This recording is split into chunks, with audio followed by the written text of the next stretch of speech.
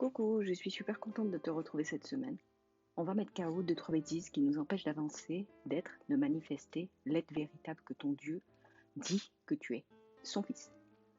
Je te l'ai dit à plusieurs reprises dans différents articles, j'ai été adoptée. J'aurais pu me sentir moins bien, moins aimée, moins fille que mes frères et sœurs, qui sont les enfants biologiques de mes parents, mais pas du tout. J'ai été aimée, choyée, corriger, et protégée, tout comme les autres. Donc, il n'y avait aucune raison que je me sente moins fille, tu vois. On pourrait dire qu'il y a eu une différence entre moi et mes aînés, mes aînés et moi, et que eux ont ressenti le décalage adopté, naturel, oui, mais non. Alors oui, on m'a passé des bêtises pour lesquelles eux ont été ragra. déchirés, ils se sont fait déchirer. Mais ça n'a rien à voir avec le fait que j'ai été adoptée ou pas. C'est l'histoire de qui est plus petit durant d'arrivée. J'ai été traitée comme la petite dernière. En bref, mes parents ont toujours été mes parents, sont toujours mes parents. Mes sœurs et frères sont mes frères et sœurs. Point, trait, ligne. Il n'y a pas d'histoire de lier cousin, cousine. Non, non, non. C'est comme ça. Ton identité, en fait, de fils de Dieu, va dépendre de ta perception propre, de ce qui est l'adoption céleste.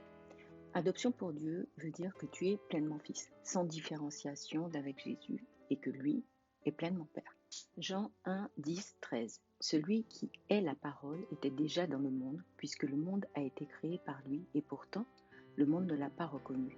Il est venu chez lui, et les siens ne l'ont pas accueilli. Certains pourtant l'ont accueilli. Ils ont cru en lui. À tout cela, il a accordé le privilège de devenir enfant de Dieu. Ce n'est pas par une naissance naturelle, ni sous l'impulsion d'un désir, ou encore par la volonté d'un homme qu'ils le sont devenus, mais c'est de Dieu qu'ils sont nés. Galates 3, 26. Car vous êtes tous fils de Dieu par la foi en Jésus-Christ. Oui, ton Dieu t'a donné d'être pleinement adopté quand tu as dit oui à Jésus. Si tu n'as jamais fait ce pas, on s'arrête direct. C'est vital comme pas. Arrête-toi, va dans la rubrique Aller plus loin, clique sur naissance et laisse-toi guider. Je t'attends juste après pour la suite. Mais si dans ta tête, il y a une différence entre un adopté et un enfant naturel, tu ne vas ni vivre, ni penser, ni parler, ni cartonner comme tu dois l'être et le faire en tant que fils de ton Papa Céleste. Jérémie 3, 19. Et moi qui me disais, je voudrais vous traiter comme des fils.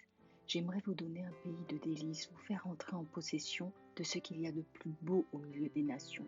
Je me disais aussi, vous m'appellerez Père, et vous ne cesserez pas de me suivre.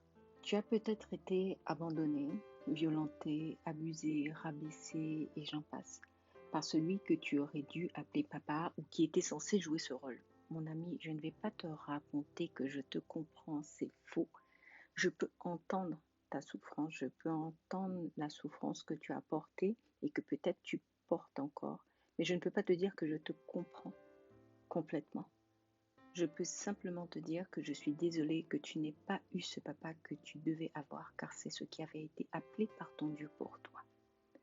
Je veux te dire aujourd'hui que peu importe ton âge, 13, 20, 50, 80, 90 ans, il n'est pas trop tard pour reprendre ce qui est à toi, ton identité merveilleuse de fils, de fille de Dieu et ta relation au Père. Tu as reçu la capacité de devenir enfant, mais c'est un choix.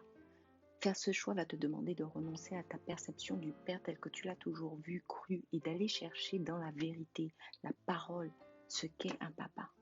Tu es OK avec moi que quand tu achètes un tel ou quand tu t'achètes une tenue ou quoi que ce soit, au moment où tu signes ton contrat ou tu passes à la caisse, bref, au moment où tu conclus l'affaire, toi, tu as capté exactement ce que tu achetais et ce que tu allais pouvoir faire avec, n'est-ce pas? Quand la parole te dit que tu as reçu le pouvoir de devenir enfant de Dieu, c'est de ça dont il s'agit. Tu dois comprendre et accepter pleinement que ton Dieu devienne ton papa et donc savoir ce qu'il entend, lui, par papa. J'ai fait des articles qui peuvent t'aider dans cette méditation en description. Pardon. Bon, tu as vu dans la Bible, il y a un passage qu'on surkiffe tous, les nombres. Mais bref, qu'on le veuille ou pas, Yahweh aime la généalogie, car la relation père-fils pour lui, et donc pour nous, est extrêmement importante. Réalise que c'est pour qu'on soit ses enfants que tout le plan là a été monté. Si c'était juste pour qu'on existe, il aurait fait de nous des anges, des esprits, on parle plus. Mais non, il a aspiré à une relation parent-enfant avec toi, avec moi, avec nous tous. Et du coup, il a donné ce qu'il avait de meilleur, ce qu'il avait de plus cher, qui pouvait seul nous racheter à la mort et faire de nous ses enfants. Il a donné Jésus. Tu dois renoncer à ton image déformée de la paternité.